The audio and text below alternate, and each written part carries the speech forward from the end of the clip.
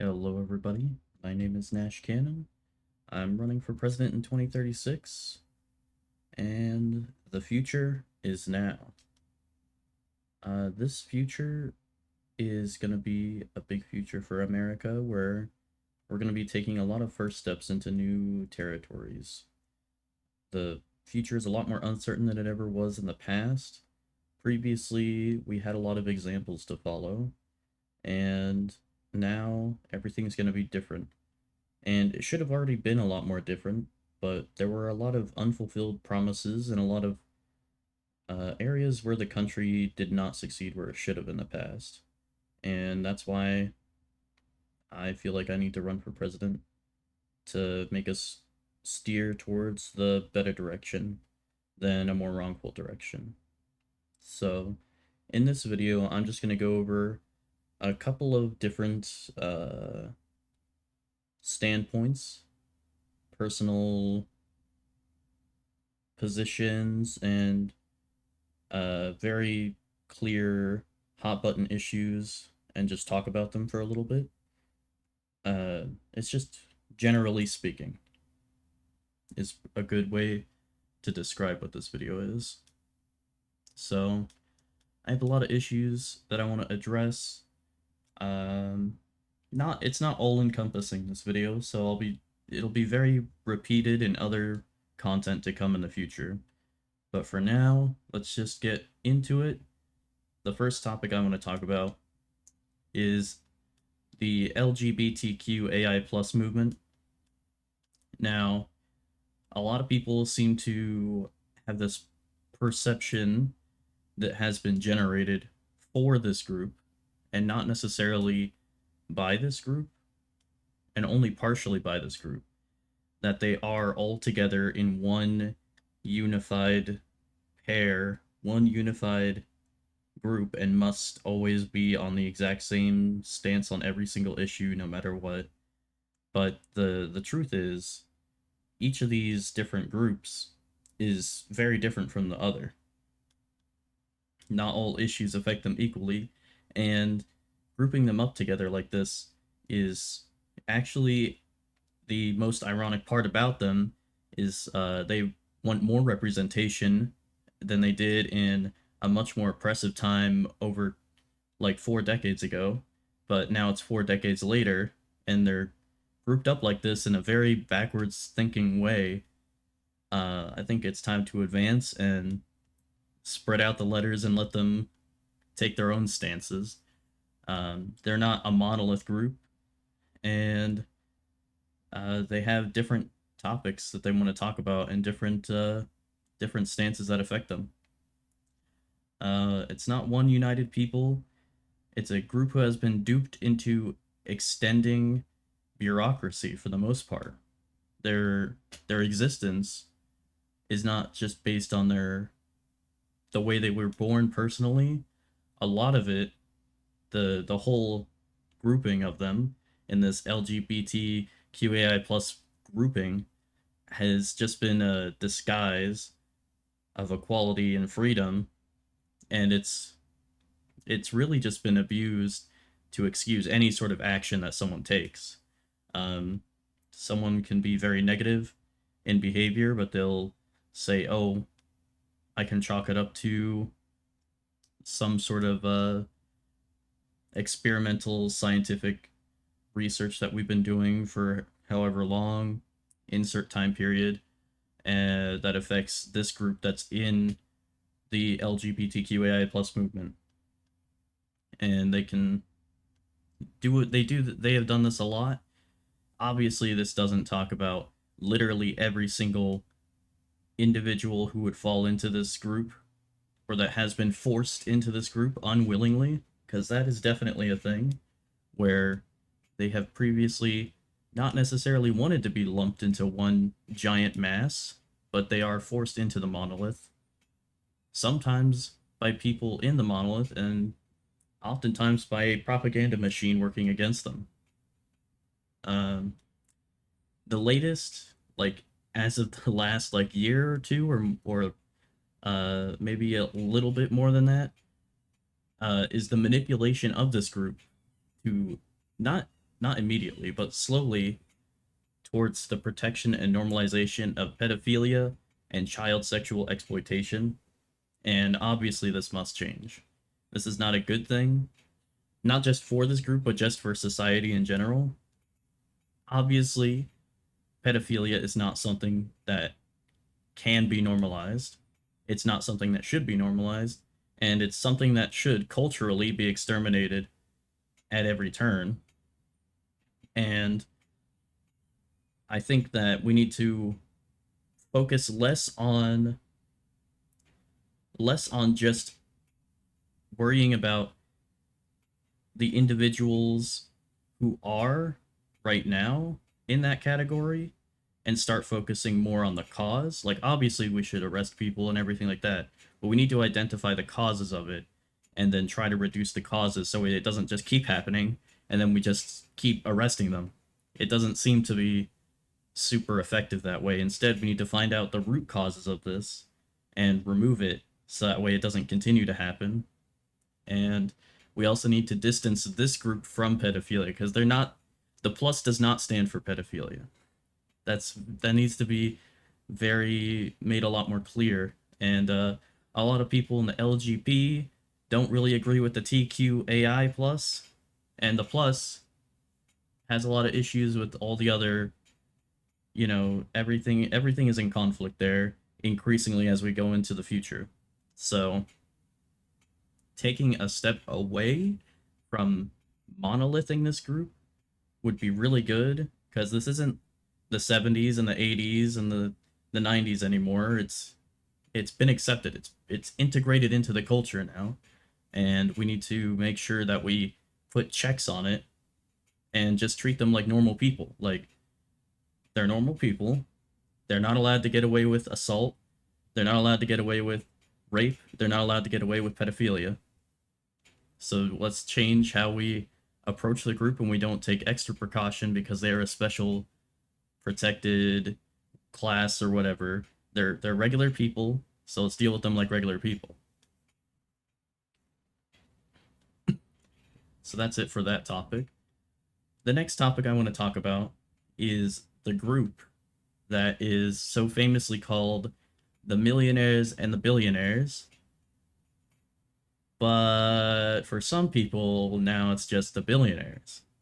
So the issue with this topic of discussion is that people like to say it's exclusively the rich who are the problem. It's specifically the billionaires, or depending on who you ask, the millionaires and the billionaires. But from my standpoint, it's not the rich who are the specific issue. Obviously, they are an issue sometimes, depending on their behavior, especially if they don't engage in philanthropy and they're sort of like a hoard, like a dragon hoarding wealth beneath them and just sitting on it. Instead, we have a clear cultural issue in which individuals of higher status and power will become oppressors and less self controlled, mainly because others allow them to.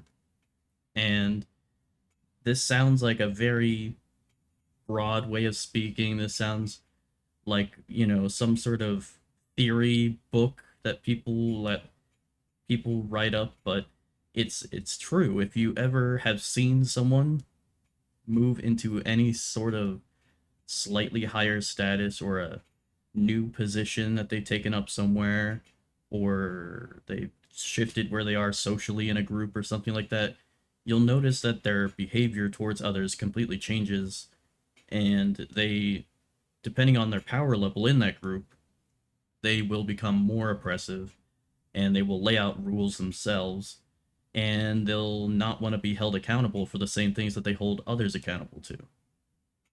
So the rich aren't able to get all of the power on their own. Instead, they are collaborated with, and oftentimes it's by the working classes and by the lower classes.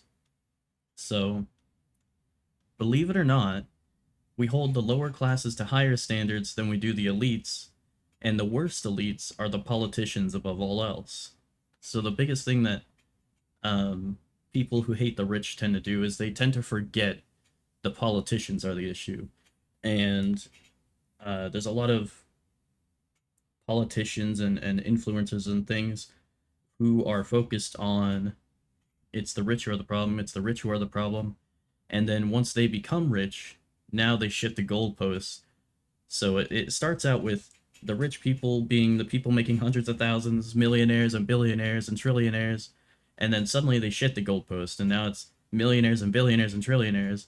And then they shift it again once they become a millionaire and they're like famous and everything, and then they become the people hating the billionaires.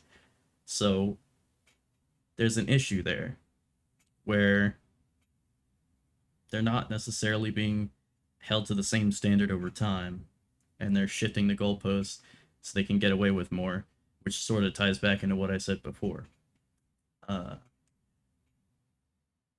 so the politicians are the elites that we should focus on more, because the politicians may not always be billionaires, and they may not always be millionaires and billionaires, but they are making a lot of extra money aside from their job, which is supposed to be a politician for whatever office that they're holding, all the way down to the mayor of a town, all the way up to the president.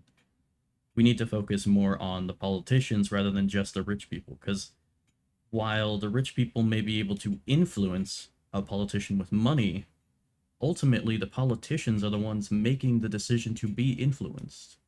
So there's a cultural aspect that we need to adjust, where we have people internalize morals. We need people to internalize a behavior of, I should just do the right thing because it's easy. If I do the wrong thing, then I have to lie, and I have to cover my tracks, and I have to get rid of all the paper trail, and I gotta do this and that and this and that. If you're evil from the get-go, it becomes a lot harder to do things. If you just do the good thing that people like, and you don't actually hurt people and all that, people, your life's just a lot easier, generally speaking. Uh, Further, the only thing keeping the rich as they are, for nearly all products and services we purchase, is a total lack of consumer self-control, a lack of boycotting, and hardly any financial accountability held to companies. As consumers, for decades, we have openly and obviously stated, "Man, I sure miss eating sandwiches. I'll keep eating poop for now. It might get better later." The answer is to stop buying and eating poop constantly, not to keep buying and eating poop. If someone is giving you a terrible product or service, you do not give them money for the terrible product and service. You stop. You have to stop. This is a big cultural shift we need to do. This is not something that you can make into a law.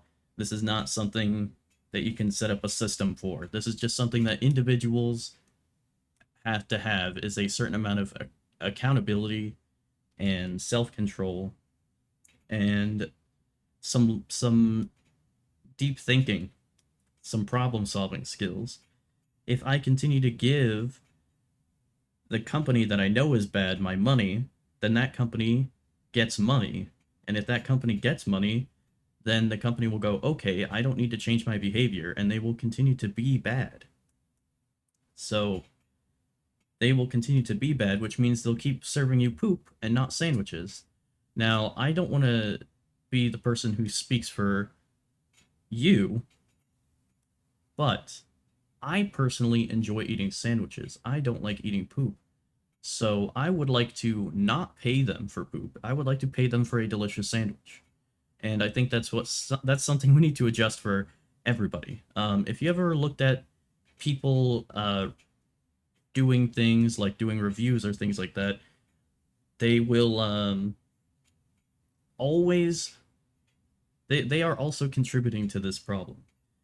It's not just the unbridled masses, so to speak. It's also the people doing the reviews themselves who are purchasing something that is obviously going to be bad, and then they purchase it along with any other higher priced purchases that go along with that item, such as like a missing part or an addition to it that wasn't included or something like that. And so they purchase this product or unfinished product, and then they'll review it.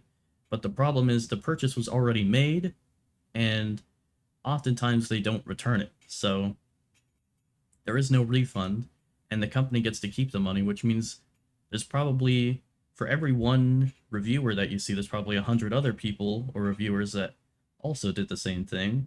And now that company has however much money that they just got from everybody, and now they're going to make more terrible products. If something is very obviously bad, we have to exercise as individuals the self-control to not purchase the bad product or service. Um, it's simple as that. That's another huge cultural thing. There are systemic issues in the country and the world that we need to change. However, I think a lot of it comes down to individuals needing to change their behaviors and some cultural changes in very minor ways to improve our quality of life further beyond the systems that we have, beyond what the law can do, and just to help everything go along a lot smoother. So that's it for that topic for now. The next topic I want to talk about is taxes. Now, I'm not the individual to say abolish all taxes. If we want any sort of government to exist, we need taxes. So I'm not a 100% libertarian, but I am fairly libertarian in regards to global politics as a whole. The tax system right now is very exploitative. It's very hostile to the citizens of the United States. It's purposefully complicated. If you can get a receipt from literally every single business in the entire world, why can you not get a simplified receipt from the government and then simply pay it in one basic transaction? You should not need additional extra information and forms every single year in an exploitative system to trick you into going to jail and working in enslaved labor. That's not good. So, we need to simplify the tax system hugely. And this doesn't just mean abolish the IRS and don't collect taxes. Like I said, we need some taxes, unfortunately. So, it's just to maintain the collective good of like a military, police force, all of those basic things that we want. Otherwise we're just gonna end up reinventing it later. Because if we get rid of all of it, the first thing we're gonna do is, okay, we could use somebody to put out all these fires. Well, let's go ahead and organize as a community and create a fund where we can have people become firefighters. Well, guess what? You just reinvented the government, dumbass. So that's why I'm not a 100% libertarian, because you just reinvent the government eventually. So the new tax system, we just need a new tax system entirely. The current one is fundamentally broken. We can either drastically simplify it and send people a receipt, or totally revise it, which is my proposal. So I have a proposal where we completely change the tax system to where we get rid of all taxes entirely. Every single tax, the death tax, income tax, property tax, whatever other taxes you can think of. There's a tax on auto, special taxes on whatever business you're doing. All of it, get rid of it. And we only have one tax, and that is a sales tax. And it's a flat percentage. So if you're paying for something cheap, like milk, eggs, general food stuffs that people need to buy every day, then it'll have a smaller impact on you. But if you're a very large company that's gone global and you're buying 100 vehicles, well, you're going to pay a lot more in taxes. And now there's not this new tax system where you pay on a sales tax will also be heavily simplified and just absolutely express laned, because If everybody's paying a sales tax automatically when they purchase things, now individuals do not need to file taxes. So this completely removes the massive amounts of bloated bureaucracy of we have to collect taxes of like 200 million working Americans. No, well, we get rid of that. Instead, what we have is companies have to file the taxes that their customers are paying for automatically. So now we've removed the load of the tax burden off of the individual, which will severely help the working and middle classes greatly. Now they won't get duped by some hidden tax thing because they bought something that has a special tax on it or something and they didn't pay it, and now they end up in jail or some stupid shit like that. Now, instead, when you go to the store and you buy your stuff and you come back home, that's it. That's all your taxes. You're done. You don't, that's it. If you never make any purchases at all, you don't pay any taxes. So there you go. So nickel and dime your way, scavenge your way to surviving, and you can not pay taxes for a year. It'd be extremely difficult, but you could do it, technically speaking. And now businesses are required to file taxes. Now, what this is going to do is this is now going to help reduce, it's obviously not going to eliminate it, but it'll help reduce the government cooperation with businesses. Now businesses are more held accountable to the government. The government's going to have to say all the time, pay up. And if the business doesn't pay up the right amount, there's going to be a lot of hostility and tension. So that could help potentially reduce corruption a little because there will be a clear tension between corporations and government. Now, there are some people who will say, "Oh, that won't work because the companies are too slimy or something like that." Well, it'll be pretty easy to do an independent investigation on all of that stuff because you can just pay attention to their finances and all of the public records that they have to make because all of this stuff will remain pretty much the same where whatever public information we have to do already, now the businesses are doing on the taxes. So we'll be able to track that and call out the companies and the businesses, or the politicians and the businesses. And I just think this will be a good thing all around. I really don't see the downside. The only downside is going to go to business owners who now have to create an additional branch for filing taxes, probably. But odds are, if you're a business owner or something, someone's already filing your taxes. So I don't think it'll be a monumental task. It'll probably just be easy for everybody if it was done this way. One sales tax, that's it. Maybe, depending on the state you live in, your state has their own sales tax that they apply. If they're a very awesome state to live in, they'll have no sales tax and you get lucky. But then, I don't know how your state would pay anything besides grants from the federal government. But I'm not getting that deep into it. This is just a simplified way of doing taxes that I want to propose because it is objectively better. That's it for that topic. That's it for taxes. I think it's a pretty simple, clear-cut solution. And people are probably only afraid of it because they're afraid of the change. I don't see the downsides to it myself. Please let me know if you do see the obvious downsides to it that I missed. But that's going to be it for that topic. That's it for taxes. The next topic I want to talk about is self-defense a little. So self-defense, crime, things like that. I think that it's important that we remove the limitations on self-defense that we have. Not just guns. This doesn't just mean people can buy big guns and stuff, but also things like pepper spray and tasers. You should be able to legally open and conceal carry any of these things.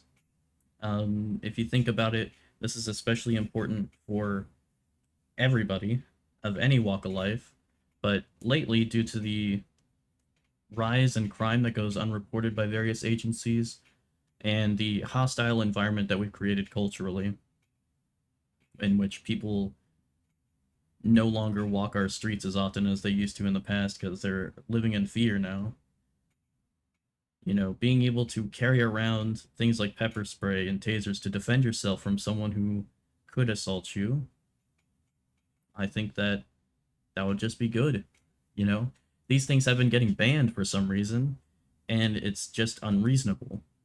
You know, people can say, oh, well, there's always a case of someone using it irresponsibly or someone using it maliciously.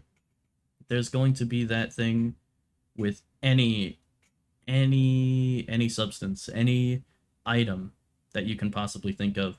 If you banned every type of possible projectile in the world, people will start throwing rocks at each other. There is no solution to the limitation of self-defense.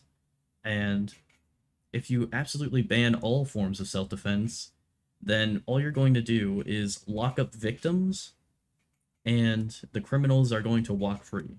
So you will have escalated victim blaming all the way up to literally arresting the victims and putting them in jail.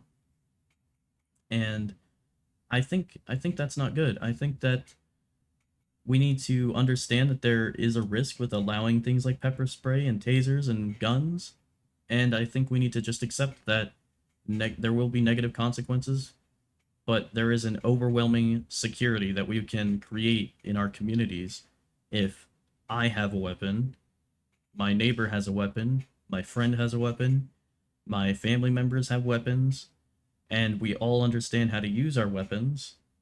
And when we go walking through the streets, we know that everybody around us has their weapons and they know how to use them. Now there's suddenly also an uplifted amount of respect for individuals. We are less likely to escalate things to physical violence or threats of violence because we understand that we can't just go assail someone and expect no consequences. Now, if we're having a bad day and we attack someone who's also having a bad day, they will probably kill us if we try to attack them. So it's better not to attack people. Obviously, we understand as a society that it's not good to attack people, but with the addition of everybody being able to carry whatever weapons they want, it's going to escalate that more to where if you attack innocent people, your life is forfeit and you may die. I think that's fine. Um, I don't think that we should limit individuals from carrying weapons and expect our authorities to be able to do all of the punishing in that regard. Oftentimes, there's too much waiting time, and individuals can get away from a crime scene very easily. Depending on which location you're in, your environment that you're in, how the crime occurred, what crime is it, you know, people can get away from doing a crime like assault, anything like that, murder. uh, Authorities aren't always going to have the best response time. You can set up cameras in every city, you can have patrols around the clock, but sometimes there's going to be areas that you don't put a camera in. There's going to be areas where they don't patrol. And in those areas, you're still going to have victims. So I think it's better to just cut down on the cost of paying for cameras and paying for extra patrols and allow individuals to defend themselves, since the police in the modern era are essentially just an investigation group for the most part. It's becoming less often that police are actively engaged in something at a scene, and they are definitely more inclined to be investigating something after it's happened. I'm not saying it doesn't happen. The police are definitely still useful, and you know we should have some patrols and everything like that. But they can't be everywhere. You have millions of people living here. You can't expect a police officer to be able to save literally everybody at every waking moment. It's not possible. Um, so now we're gonna extend that, and we're gonna talk about general crime when someone's assaulting you. If you're engaged in a situation in which a criminal has clearly physically threatened you or clearly assaulted you, not just like poking you or shoving you, but obviously assaulting you and threatening you, I think that we need to accept that their life is forfeit now. When they say they're going to kill you and they approach you with a weapon, you should have full legal protection from any criminal prosecution if a criminal holds you at weapon point or enters your home unwanted or threatens you. Their life is forfeit. You should be able to kill them in every legal sense of the word. There is no sense in someone being murdered or raped and then the assaulter gets killed and the victim is the one that goes to jail, or the victim's family has to pay for the victim who killed their assaulter or something before they died, or something like that. That is ridiculous thinking. That is literally the victim blaming that I mentioned before and escalating it to the where the victim is facing legal penalties. It's not okay. Um, we've gone backwards. We've gone backwards in this decade. It used to be don't victim blame. Now it's arrest the victim. What happened?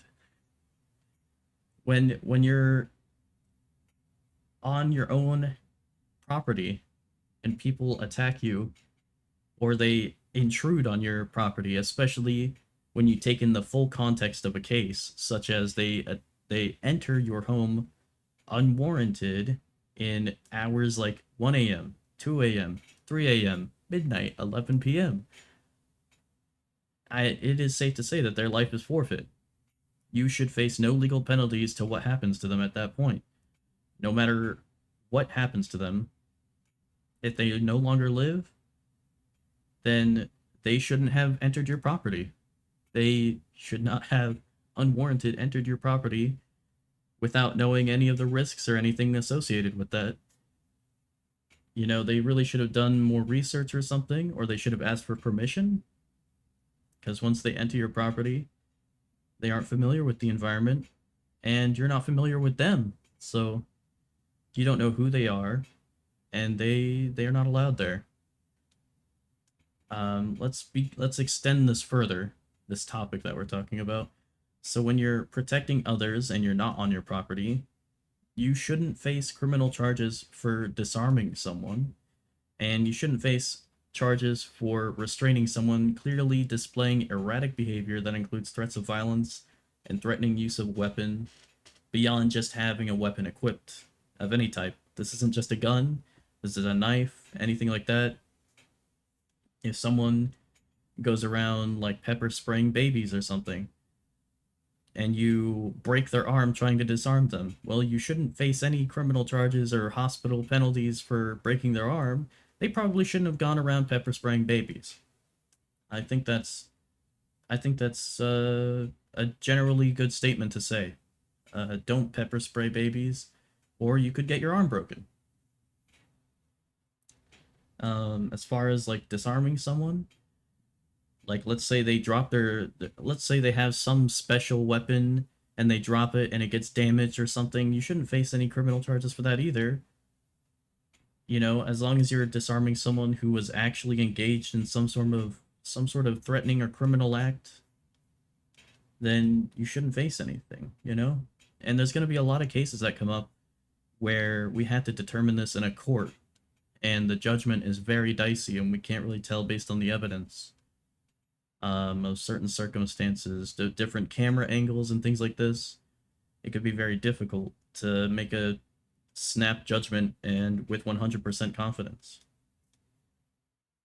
You might have hunches and things like that, but when you're in a courtroom and you have to look at the evidence given to you, you're doing more than just a hunch. You had to follow the trail of evidence and you had to decide with 100% certainty.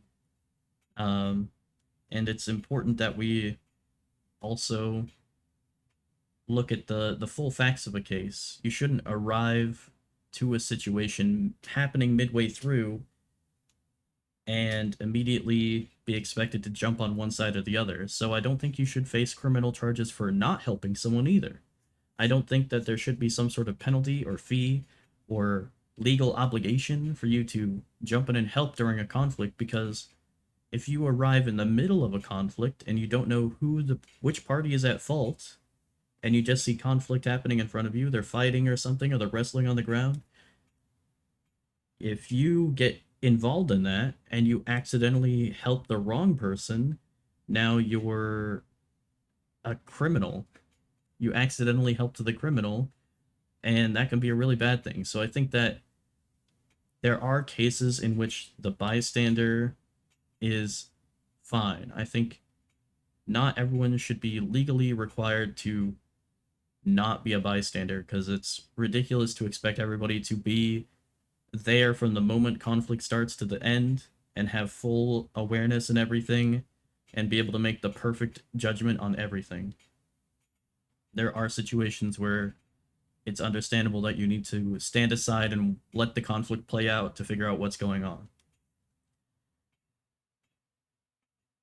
With that being said, you should also be able to protect others without fearing that you'll go to jail for the rest of your life because you tried to help someone when they were being attacked. That's not okay either. So that, for the most part, ends that topic with crime and self-defense and everything like that. The next thing I want to talk about is agencies that we need to delete from the government. So there's been a lot of talk about this with the current election with Donald Trump. Now that it's over, Trump is president. A lot of people were talking about, oh, get rid of this, uh, whatever this agency is doing, reduce the size of this agency, do this, that, that. There's a lot of talk about that, and I think I want to make. I just want to throw my 2 cents in there. I think the top agencies that we should delete, and delete being a very clear term in which we totally reduce it to zero. This isn't a reduction or we mess around with it to change how it works or anything like that. I think that these organizations have served whatever the purpose they could have served in the past and are not needed anymore.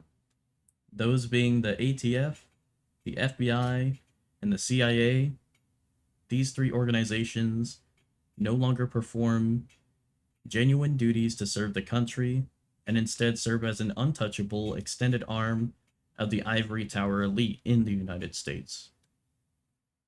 They don't, since we've seen things like the case of the CIA helping arm people in the Middle East during the Soviet invasion of Afghanistan, which led to a lot of radicalization and militarized groups that has since destabilized the region, and things like the FBI protecting individuals in the case of the Epstein Island, and the ATF arbitrarily changing very specific and minor laws on firearms in order to arrest and remove people who like to arm themselves in their own homes and things like that.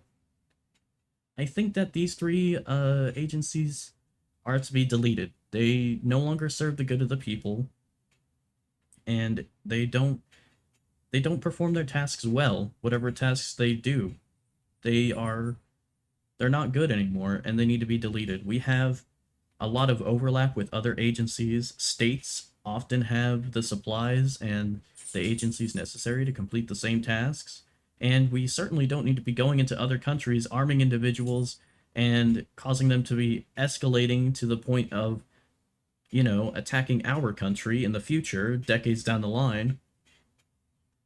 And these three groups, they're not good. They're not good anymore. They need to be gone. They don't serve the people anymore. And I think that's the number one job of government, is to serve the people. ATF, FBI, CIA, those ones can certainly go. There's a lot of other agencies that people have named, um, but I think that there's not really other ones that you can just objectively say, yeah, that can be deleted right away. I think that these three can, but you still need things like the IRS to collect taxes. Now we can sit here and talk about how they need to change their methods and everything like that, and how their system is ran and the bloated bureaucracy and everything. A lot of that obviously needs to change with a lot of agencies.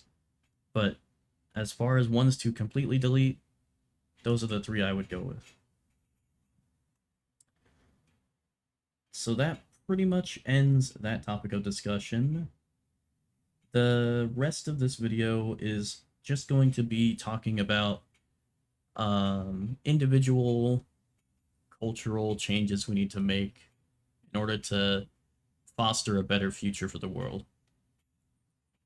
And a lot of my focus as I run for president, and hopefully when I can become president, is focusing on preparing us for a better future and giving us a more stable foundation to work from, rather than having so many open cracks that things slip through and it all falls apart, like we've been having lately.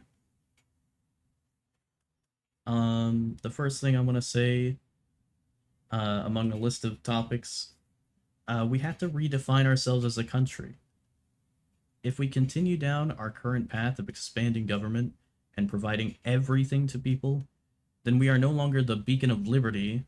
Instead, we are a neutered, neutralized people, just like most European countries, helpless to the beast of government. Instead, we need to have a redefining of the country if we become the world's welfare state where we enslave the workers of our country for the gain of the rest of the world, the graveyard of liberty and the distributor of funds. That should be the new nickname for the country. No longer the beacon of liberty, no longer the bastion of freedom.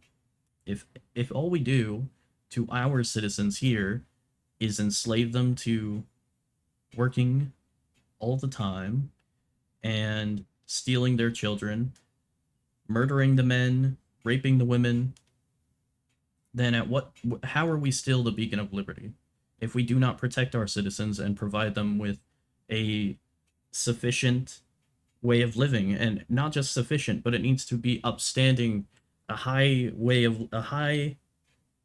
living capacity. The standard of living is too low now. We focus so much on providing the bare necessities to people that we have reduced what people want or need to being water and food, and people want more than that. And you can't just say you'll own nothing and be happy, which is the direction we've been headed. We can't do that. We can't let the government do everything for us. We can't let a business that we subscribe to provide us with something, because businesses go out eventually. I don't believe in too big to fail. I think that if you've made terrible business practices a norm, your business should fail, and thank goodness, and we can get a better one to replace you. I think that's healthy for the economy and the world.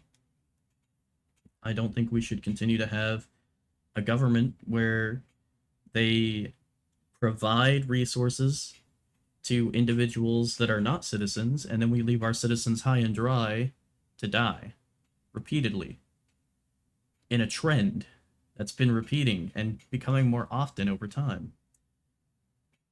We have a high standard of living here in the United States, and it should stay high. It should not drop.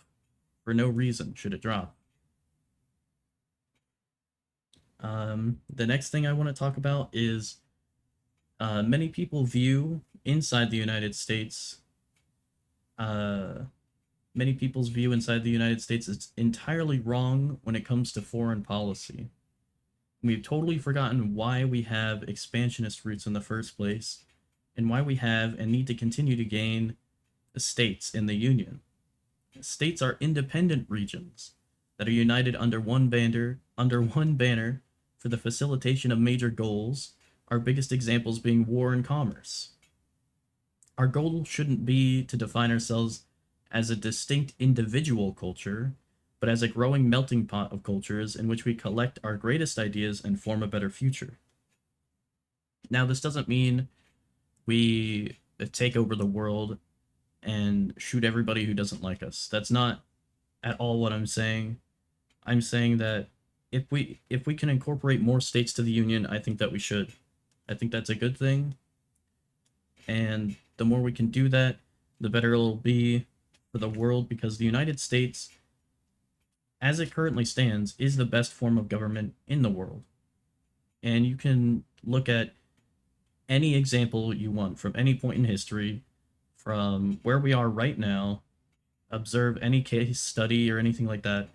The United States has the best model for the future. It is sustainable, it is adaptable, it can change, it can be manipulated to change, and it's not a static thing that once it goes outdated it crumbles. It's not like that. We have to modify it for the future, and that's why we have things like amendments and stuff.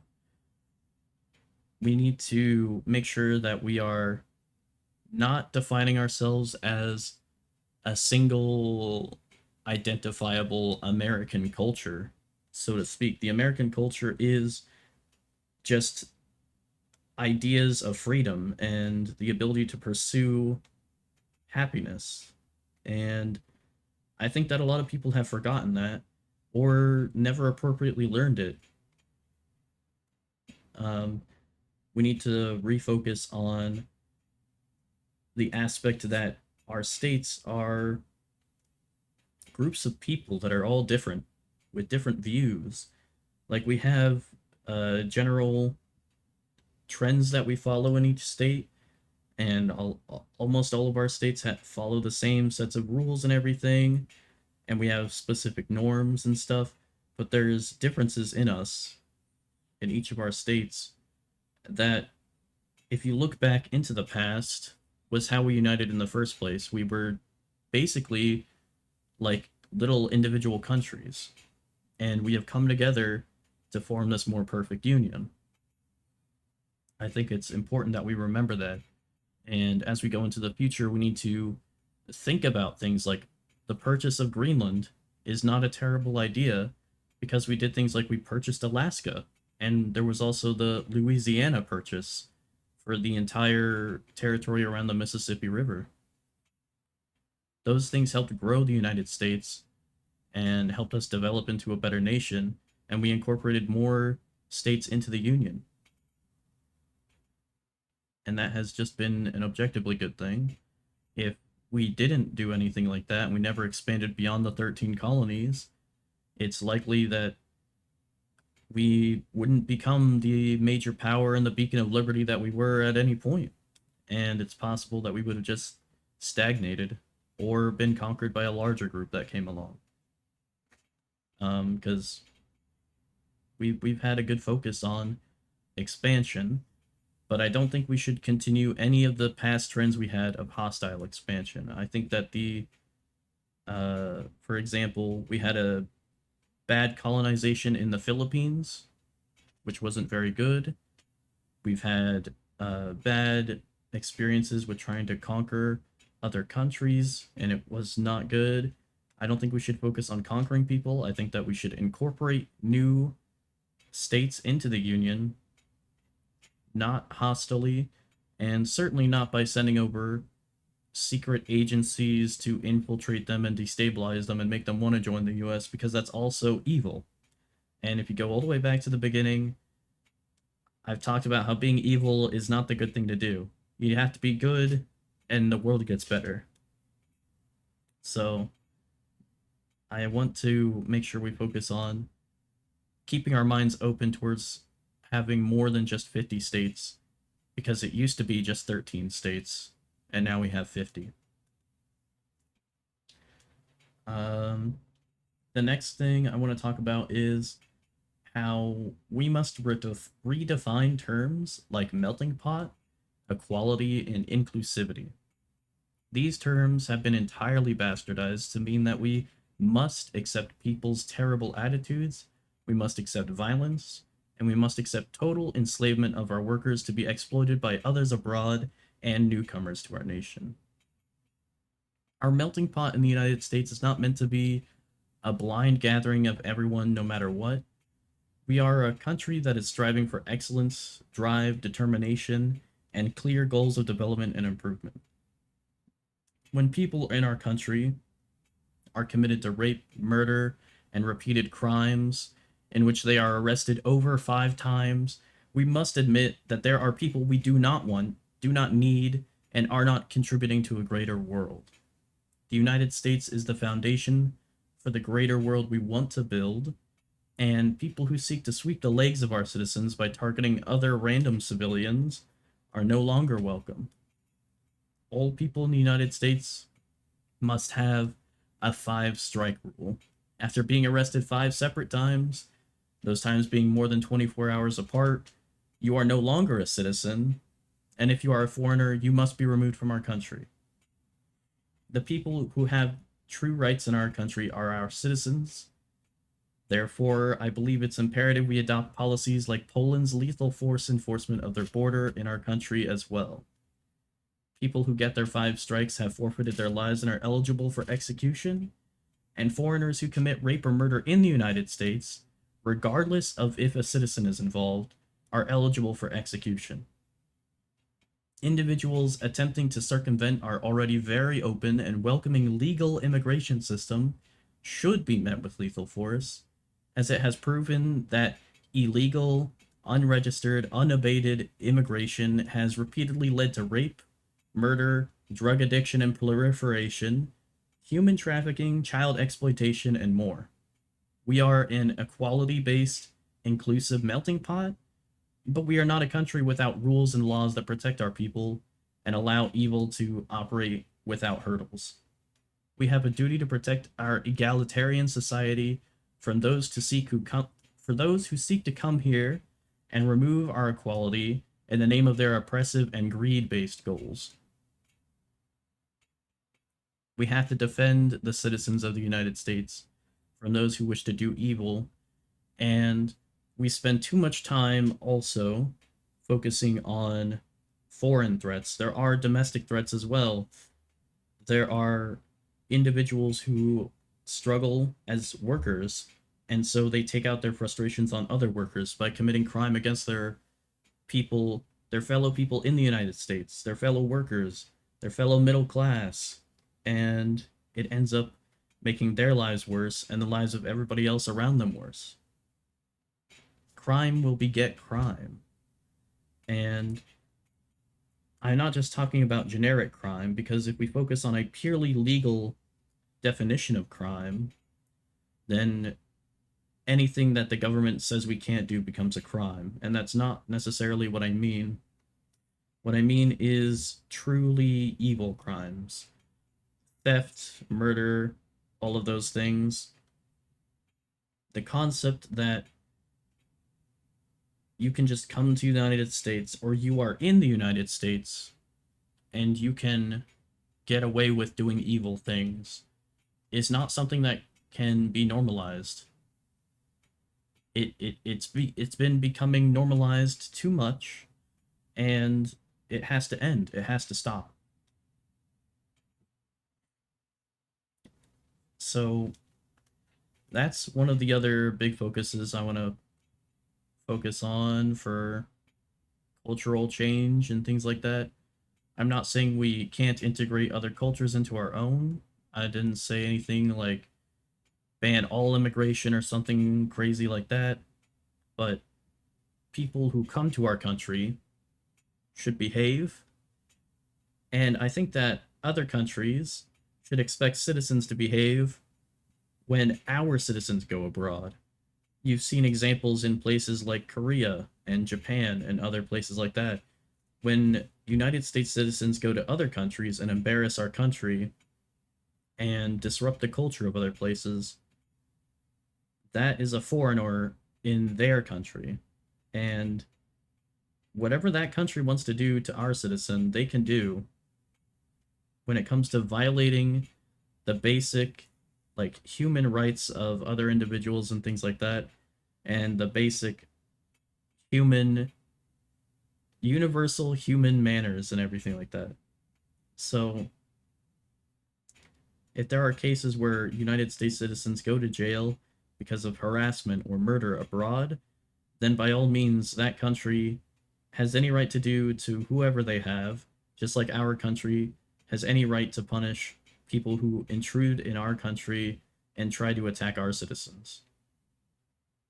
This is not an issue tied to anything like race or religion or language or any other thing. This has to do purely with the social struggle between good and evil and the crime that we have faced for too long that has been on the rise generally. So, the next thing I want to talk about, we'll push all of that aside now and focus on the last topic for this video, which is it's imperative that we continue to search for an alternative to capitalism, fascism, or communism. Capitalism has had tremendous success in building the world up, but it does have its limits as we approach an entirely new future away from the original foundations of capitalism. When it became a norm like over 100 years ago, well over 100 years ago. We should avoid authoritarian rule, like we escaped feudalism, destroyed fascism, and embarrassed communism, but we should not surrender ourselves to the greed pitfalls of capitalism either. The direction towards socialism is one that detours straight to communism, so it's out of the question. Our goal should be to seek the growth of capitalism, but to avoid leaving our citizens behind who fall victim to cases of bad luck, and to avoid the corruption of our politicians at the hands of groups who have amassed capital. We also need to avoid our current capitalist system from taking the trend of our ever-expanding bureaucracy, where we simply keep growing a useless or bad set of companies under the basis of, it's always been this way. All our laws and customs are able to change for the better. For example, our Constitution has over 20 amendments for a reason. We didn't nail it the first time, and situations have changed over time, and we learn things, and situations change over time, and new technologies get introduced, and the world is completely different than it was in the past. I'm not saying that we need to ban money or eliminate capitalism or anything like that. This isn't some ideological war. This is it's just a thing that needs to happen. I think that we are at a point where capitalism has not necessarily reached its limits, but we can notice that there are some issues in it. And we're sort of trying to develop a semi-managed capitalism with government intervention, which does work for the most part. You know, people can generally live their lives, but it does have issues. And I don't have like a new specific ideology with laws and everything laid out like one of those other ideologies, but I think that we should continue searching for that. There is a solution that could be better for the near future, and we'll probably end up replacing that system with another one as time goes on. This is, I think, a good video just to put out there to get my stances clear on a lot of topics and to make sure that there's less skepticism and confusion on my stances. I feel like we make a lot of assumptions on people based solely on who they support or a couple of sentences they claimed or responses to scenarios. So I think a video like this where I outline specific ideas that I have and give my perspective, my current perspective on situations that are happening right now, I feel like it can be very refreshing, reassuring, and just make it more clear how I feel about certain things. So I do have ideas. I don't want to just be a politician who is just sort of a filler or is just here for the paycheck or anything. I want to change the world. I've seen a lot of things like where we've looked to the future and we've gone, wow, look at how much better the world could be in 10 years or something like that. And then it's 10 years later now, and I'm just so disappointed. You know, we in the 80s and the 70s, we had things like Back to the Future, and we said, wow, look at how great things are going to be in 2015. Well, here we are, and we don't have our hoverboards. So one of the biggest things I'm focusing on is following my current slogan that I'm going with for running for president, which is the future is now. The future is now, and we spent so long saying, "Oh, what about the future? Oh, this will happen in the future. Don't worry about that now, it'll happen in the future. Things are going to be much better later on. We just have to give it 10, 20, 30 years." It's been 10, 20, 30 years, and we have these same issues that we had in the past.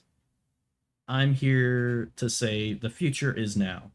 We need to move past our issues of the past, set a foundation. We have a foundation in our heads. We all know what the foundation is, and a lot of people are trying to circumvent that foundation to get away with evil. We know what's good and we know what's evil. Let's move on and make some real progress. Thank you for listening, and I hope you have a good day. Bye bye.